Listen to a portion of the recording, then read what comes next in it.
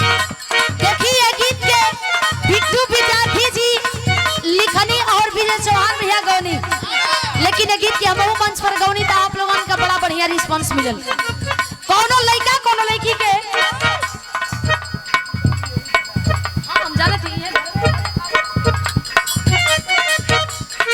कोनो लड़का कोनो लड़की के देख के कहता कि ये धन मान जाई तू, लड़की कहती है कि दूरे रहो। बताओ ता लड़का का कहता,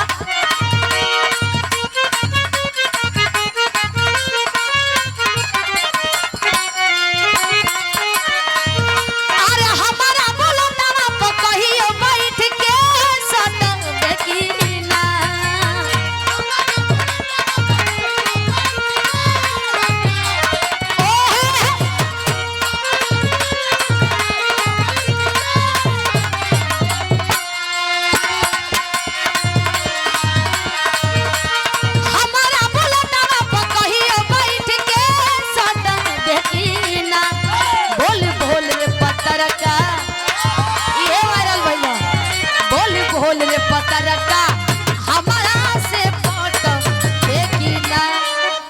देखो मनु भी आई नहीं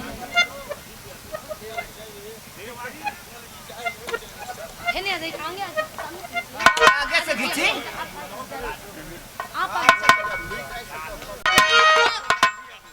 अजीत यादव जी, गांधी यादव जी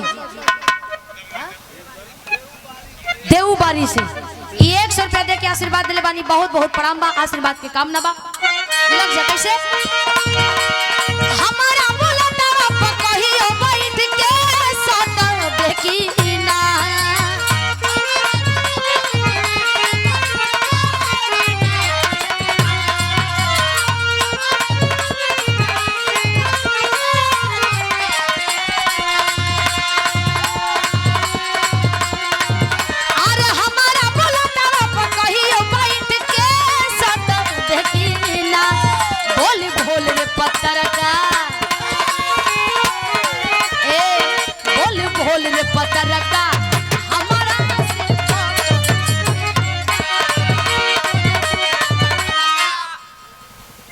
माँ तो कहले रही, लेकिन छिड़ जात हुआ ढेर गोया कि हमें मोटका पतरका कहत हूँ। यही से अब जे समझे वाला वही से हम बात कहला, जे ना समझे वाला वही जौन मेन पॉइंट है वो पकड़ लेला। एक बात और कहेगा, जब देहा से ले तबगी में फूल झरे लगा, जब देहा से ले तबगी में फूल झरे लगा।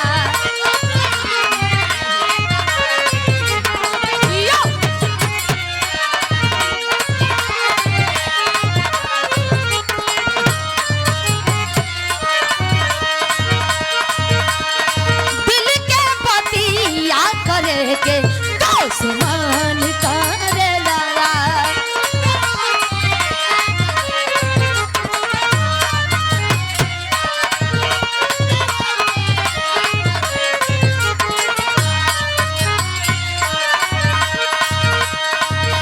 अरे मधुओ से मीठ तोर बोलिया रे, अरे गलिया से बलिया निकलिया रे,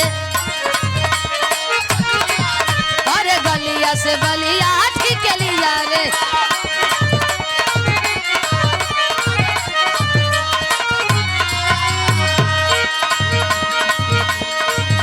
अरे मधुओ से मीठ तोर बोलिया रे, अरे गलिया से बलिया निकलिया रे।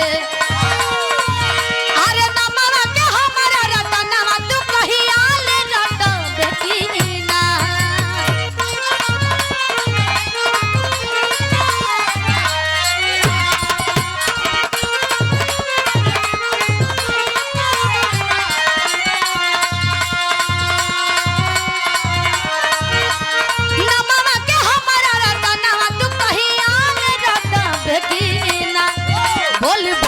पत्थर का